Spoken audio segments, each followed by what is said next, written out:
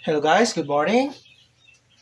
So, habang naghihintay nung pasok ng Typhoon Pipito, magluluto na ako.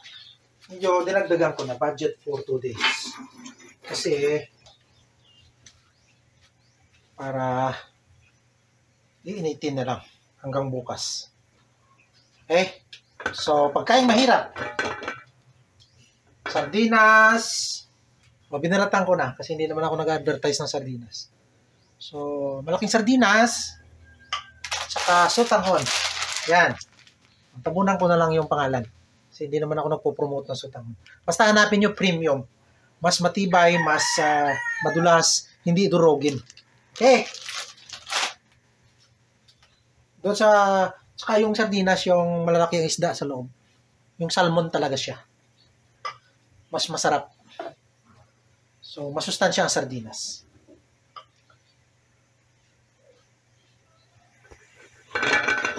So, kung gusto nyo malaman kung ano, PM yun na lang ako.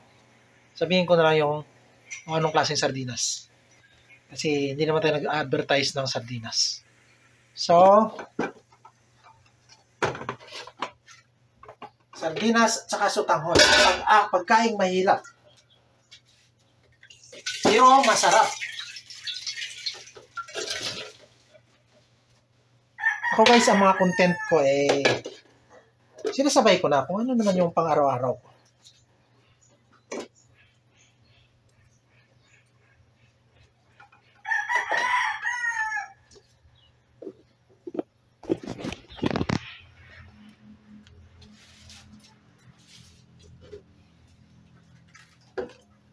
So ito guys, 150 na ito, 1.5. Ganun na kamahal. 105 lang dati ito. There was a time na ito ay 90 pesos lang. 1.5 liters na mantika. Kasi itong ginagamit ko, kasi ang coconut oil, mas healthy talaga.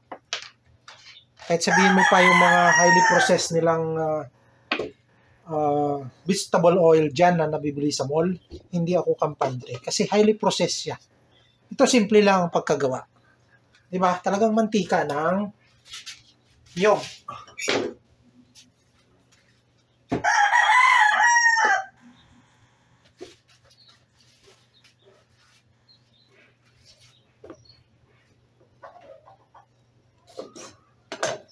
Ubusan na ako ng luya. Kaya hatiin ko, baka maubusan ako. Baka may lulutuin pa ako.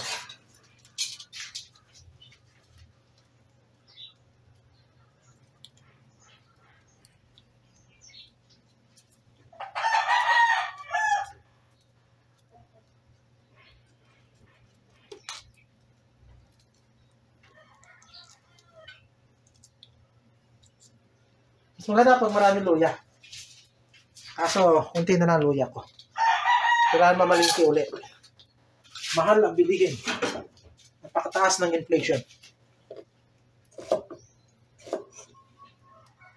Kaya pag nagpalabas ng data ang gobyerno, pumunta ka na sa palengke. Huwag mo na paniniwalaan yan. Doon ka pumunta sa palengke, doon mo malalaman kung ano ba talaga ang inflation.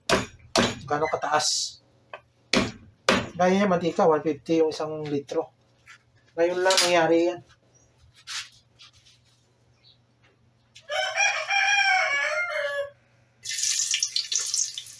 So, luya.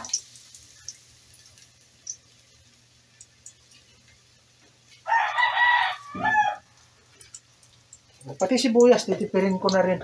Kalahati na lang. Dapat itong buo na to, halo ko to. Mas maraming ingredients, mas healthy. Gaya nito, mga natural antibiotic ito. Oh. Ang mahal na nga, oh. Mga damage pa yung iba.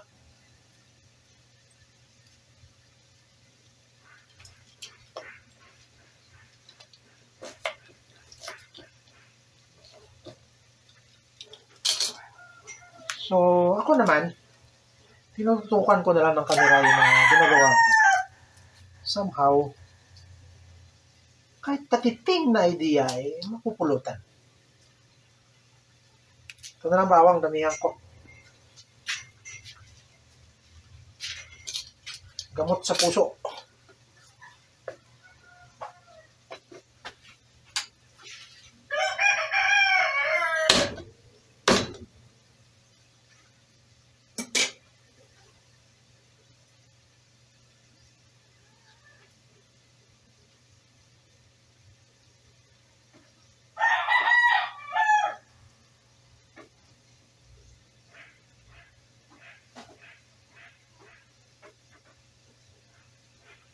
So, hindi na ganoon ka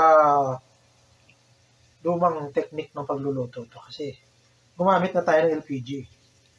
So, hindi ko alam kung considered ba yung gasol sa LPG ng stove at LPG as old school cooking. Sa tingin ko hindi na.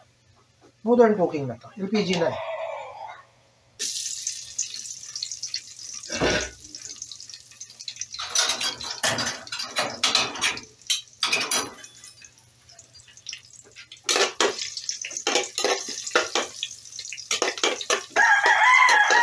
Tipid na tipid ang ingredients.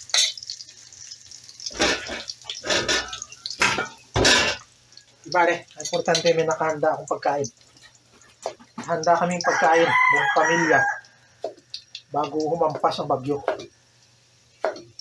Ang ganda kasi initin mo lang sabaw. Tutanghon, mainit-init. Maginaw yung bagyo. Mahangin, maulan. Nakahanda yung pagkain.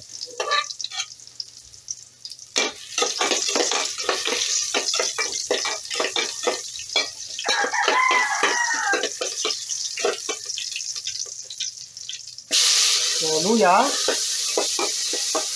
bawang, sibuyas, kamatis, saka paminta. Yun lang naman ang ingredients niya. Masarap to guys pag may patula. Yung tutanghon. Pag may patula. Kaso hindi ako nakabili. Gutom na. Alanganin na tumakbo sa palengke.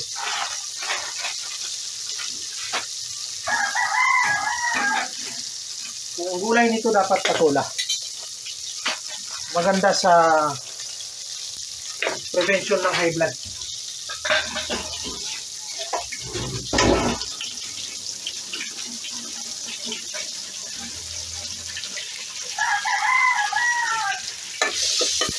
Kaya dito sa bahay, awa ng Diyos, walang may maintenance. Walang gumagamit ng synthetic drugs. So guys, yung sinasabi ko. Itong klase na sardinas na to ay malalaki ang isda. Salmon. Kaya masarap. Mataba, masarap. Yan. So, medyo hiwain ng kunti.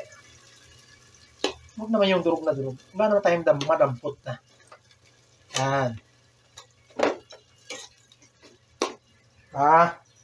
Tapos, para hindi naman sayang yung sauce. Yun na rin ang buhusan ng tubig.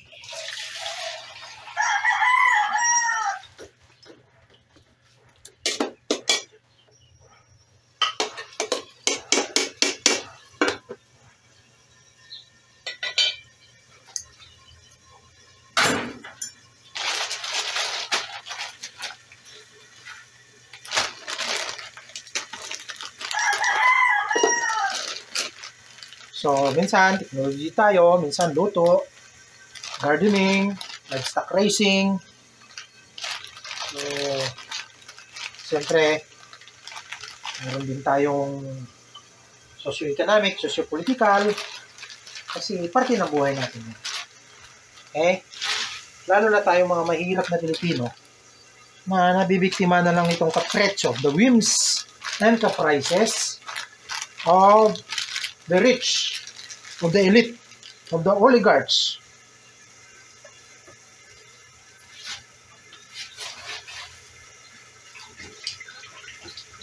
Yung mahihirap hanggang sa mga middle class, biktima rito. Kaya nga, kumukunti na yung dami ng mga middle class. Kasi mahirap ang buhay. Powerful yung bansa pag maraming middle class. Kagaya yan, kung maraming middle class, kung may mga ganyang sakuna, bagyo-bagyo, maraming mag-aambag-ambag para tulungan yung mga biktima. Ano ka tutulong kung ikaw nga dapat tulungan?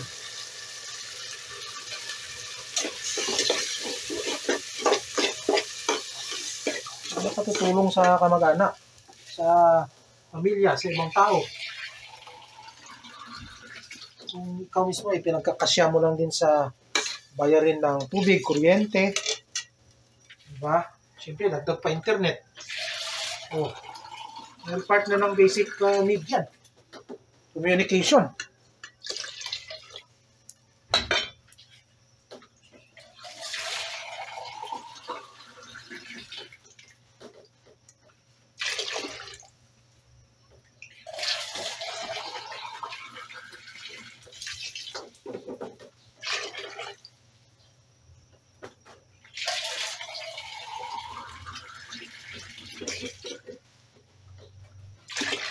Dinadamihan ko ang sabaw niyan kasi sisip-sipin ng sotanghon. Bago hihigupin at sisip-sipin ng tao, ay hihigupin at sisip-sipin muna ng sotanghon.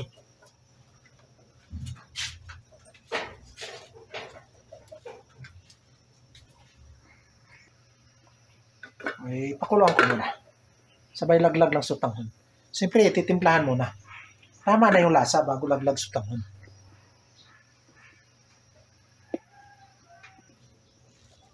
Ang binibili kong paminta guys, itong tatluhan, 20 pesos to. So, 10-10, 30 pieces.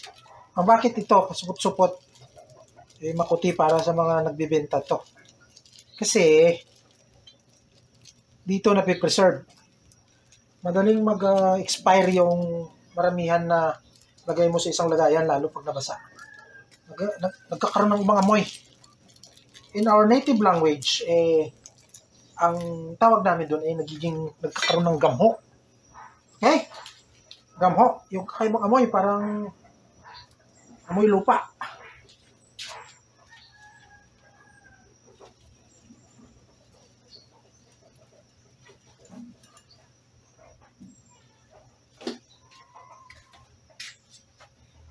So,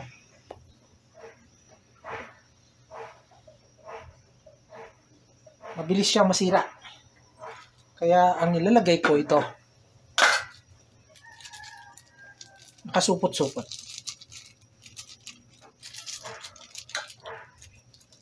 Pipitas ka lang ng 2, 3 para gamitin mo. Hindi yung sasandukin mo doon sa lagayan mismo na maramihan siya. Kaya minsan nababasa. Minsan malingat ka yung sandok mo basa pala.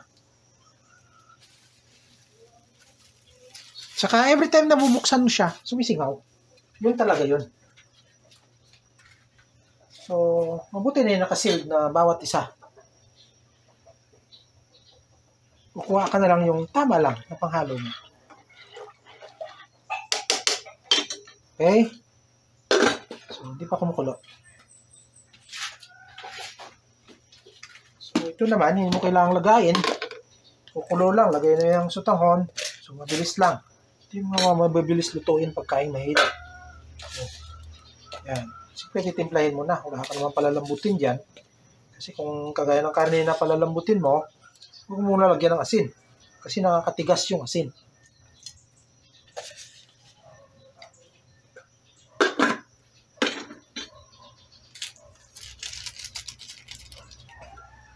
So, kung gusto mo masarap, di bibitsinan mo konti.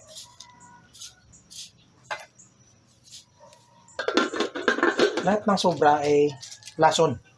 So, huwag mo damihan. Lalo't formula din yan. Baka, combination din ng elements yan.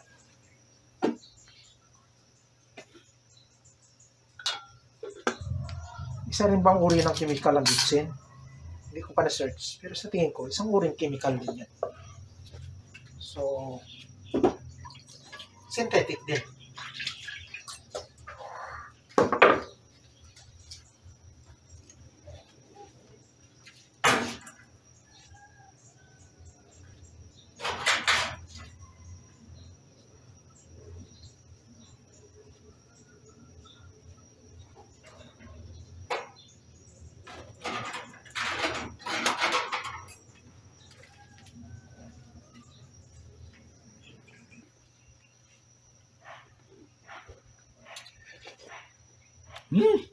Sabaw pa lang ng sardinas, ulam na.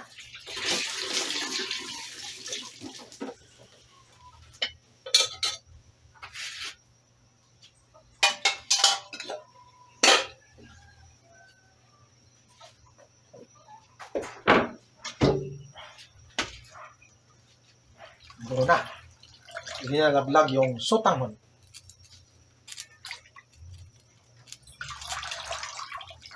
Awa ng Diyos guys, dito sa amin, walang may high blood.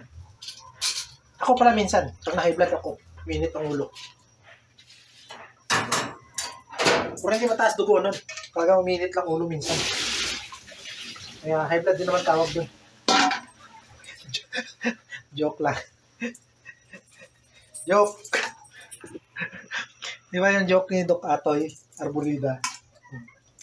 Punta daw siya ng handaan. Ang nakaka-high blood daw, yung buto ng lechon, hindi yung lechon.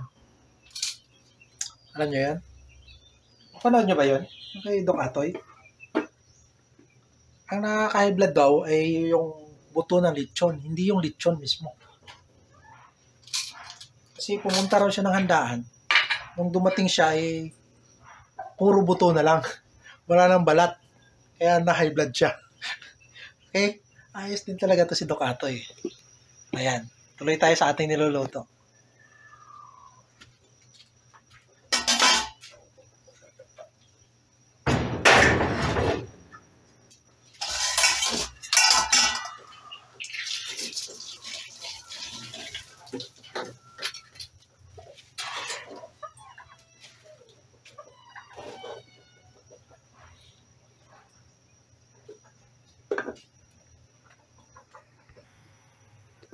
So, isa sa technique guys, para masarap, ang kulang ko rito ngayon ay patula. Hindi ako nakapamalingke. Patula at saka dahon ng sibuyas. So, yun ang kulang. Okay? Pero kahit na ganyan, masarap na yan.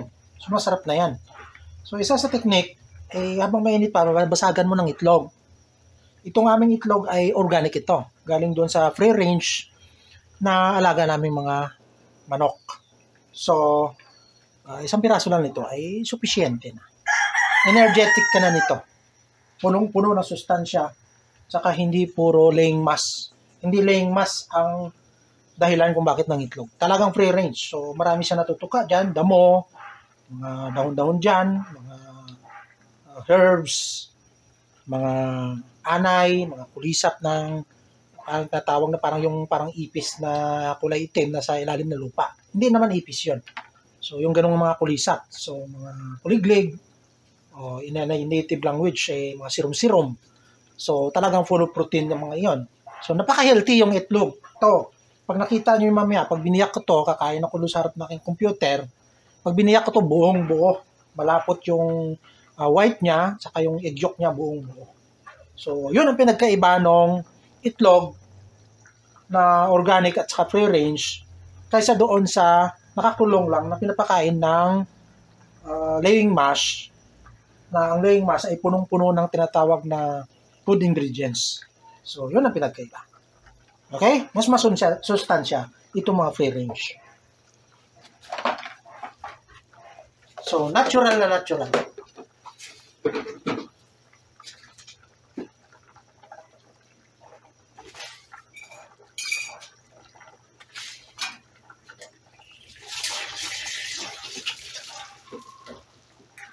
Naku nga, malambot na. Ito guys, kailangan mo ng clip. Kasi kung sandok lang, wala. Slide yan. Balik sa sabaw.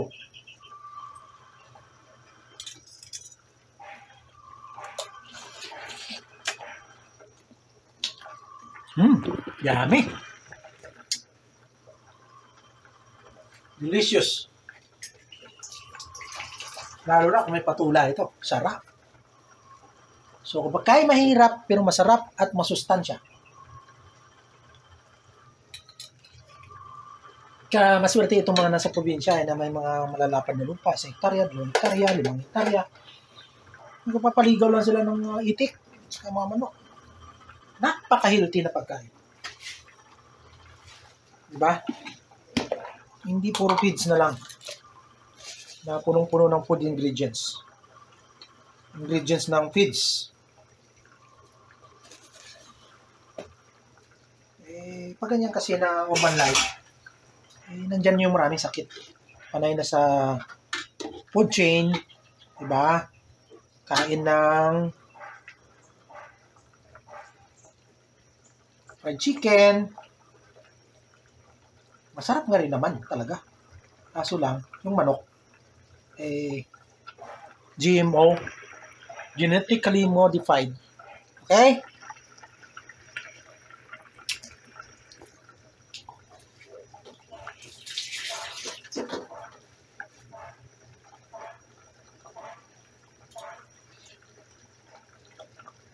Tama na yan. Hirap din sobrang alat. Sakit sa bato din.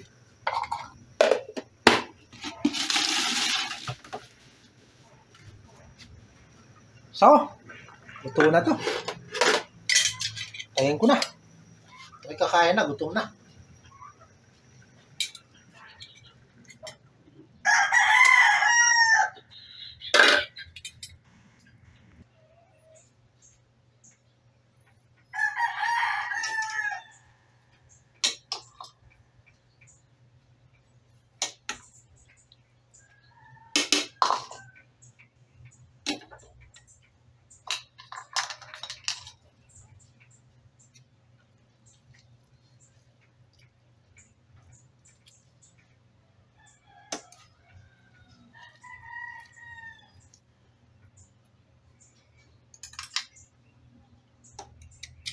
Talaga ang mga sutanghon na sutanghon.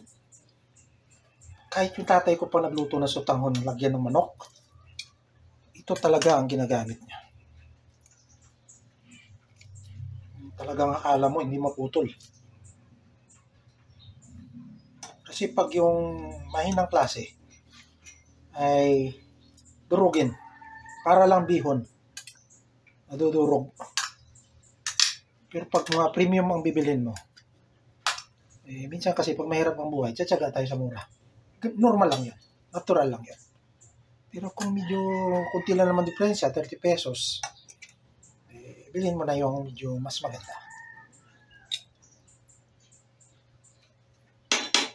Para kumain naman ng medyo mas masarap yung pamilya.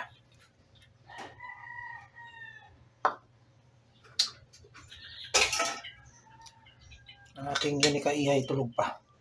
So, madaling araw na tulog. Kasi may interview, hindi naman sinipot nung interviewer. Mahirap din talaga mag-apply panahon ito. Malaki ang ulo ng mga kapitalista. Kasi mahirap ang buhay, kunti ang trabaho.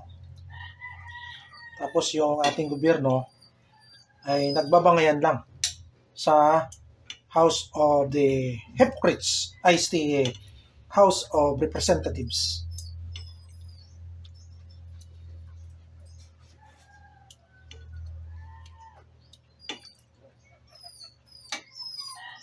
Wow! Sarap na ito. Overload na ako nito.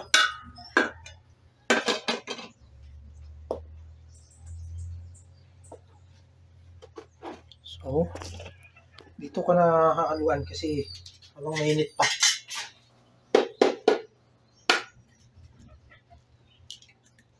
Yan. Masustansya.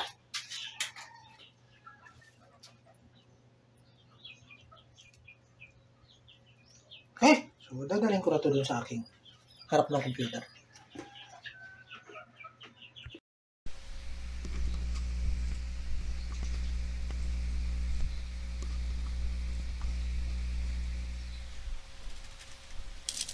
Kain tayo, guys.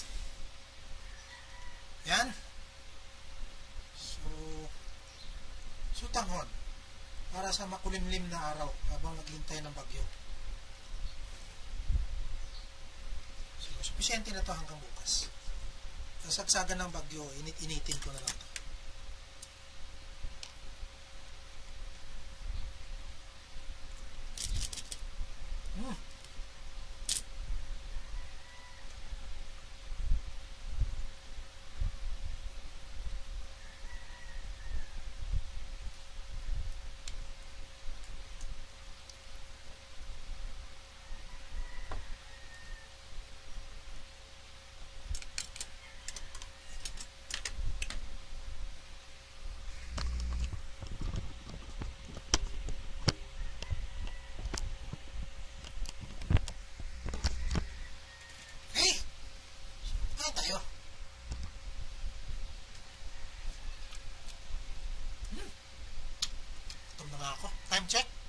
10:05.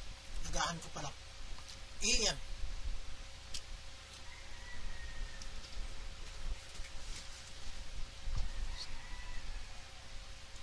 Okay, kain tayo.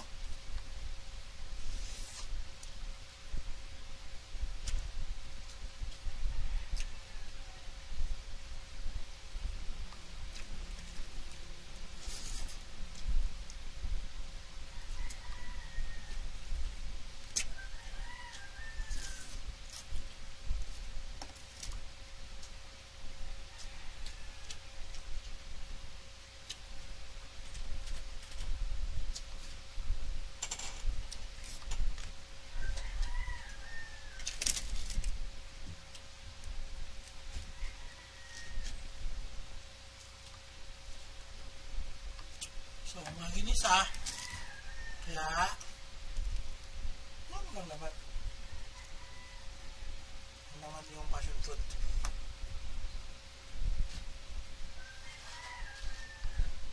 Kaya sabayan natin ang passion fruit. Ibulok. Tabi mo na dyan.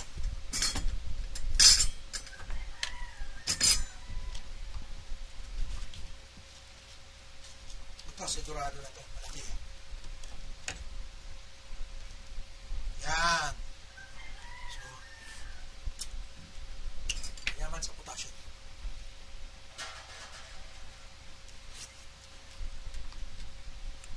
Ano yung pagkain nito dapat before? Ang putas dapat before. Sabi niya ulit ni Doc. Sino ba yun? Doc Arbolida ba yun? Doktor. Ariwa yata sila nagsabi.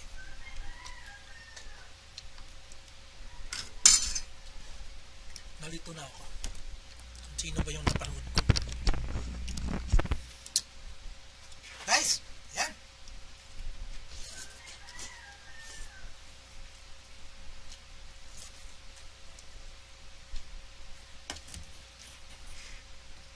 Napakaganda sa bituka. Hindi mahirap i-digest. Hindi kawawang bituka mo. Kailangan malaga mo lang maigi. Kasi, mag-uwi lang matigas to. Kailangan laga mo.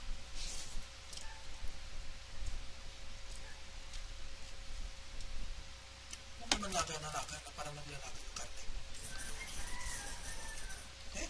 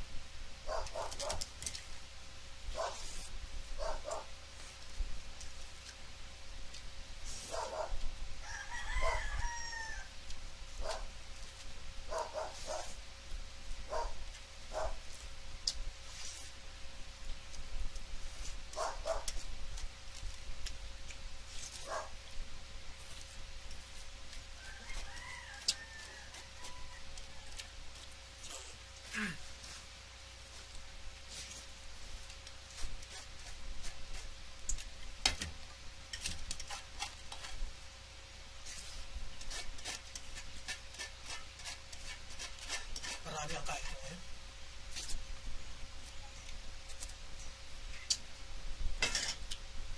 Hindi na control. Marami pa nilagay ko.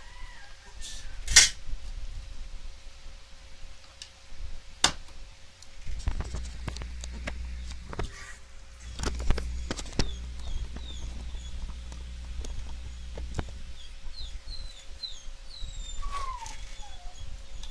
Busin ko lang.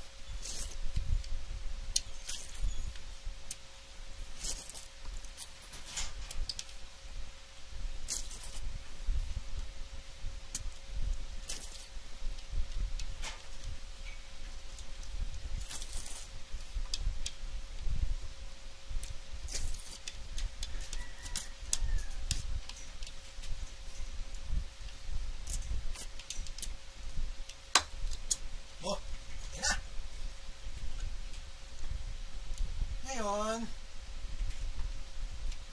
dahil ginisa din yun, kahit sardinas na siya, kakain na natin ng potassium para balanse.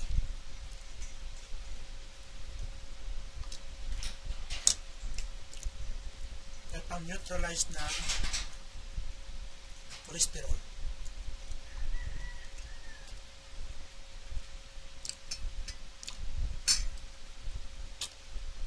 Pero itong cashew nut guys, mas malakas ang potassium kaysa sa atin.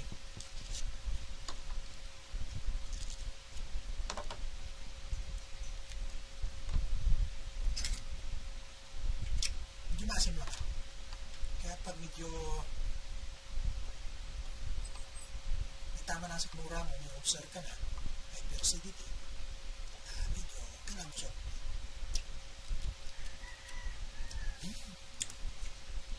Maasim yan. Magpapakindat ako. Okay. Busog na ako. Tao? Gusto na naman agahan. Tingnan na lang natin kung anong susunod na nangyayari. Sana naman nakaiwas kami dito. Hindi naman pwedeng pagdasal na naiwas ka sa Baguio tapos sabihin mo na sa Norte. Alam, kawawa naman sila. Pwedeng bumalik ng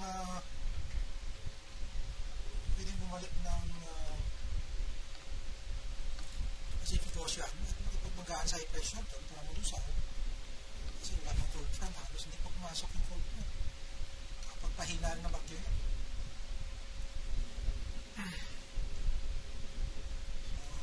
Hindi siya makakyat, may high pressure, kaya sa pool tayo. Naghihintay. Okay? Kalimutan ko. Tamis masyado yung panghimagas ko. Kalimutan ko yung palang lagyan ko ng passion fruit na hindi ganun kahinog para maasim. Para ma-neutralize yung super tamis ng tea.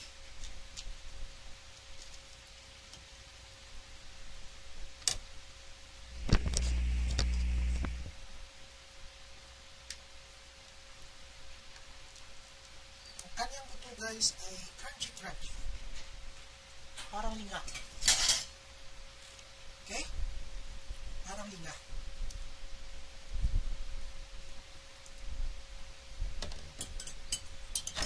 Huwag nyo kahit hindi nyo na i-blender para tanggalin yung buto. Huwag nyo na i-blender, huwag nyo na i-steamer. Ano kasi? Ano tawag nyo? Steamer ba yun? Steamer. Yung pansala. Ano tawag nyo? Tawag nyo bigla. Ayan, may buligap.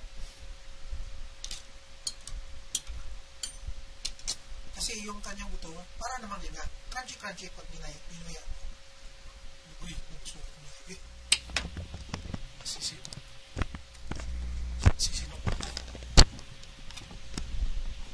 Hindi na ako masyado nagkakain ng sobrang dami guys.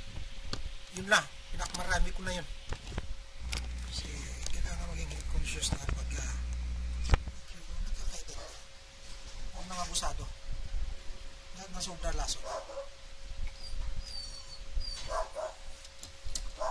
Yun ang sabi doon sa isang pelikula. Hindi ko na malala yung title. Tagalog movie. Lahat ng sobra, lason. Kulang, nakakapatay din.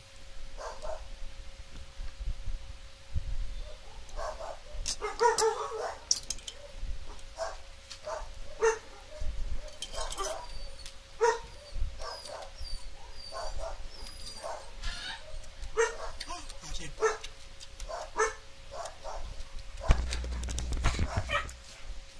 Alam mo, magpapindat ka.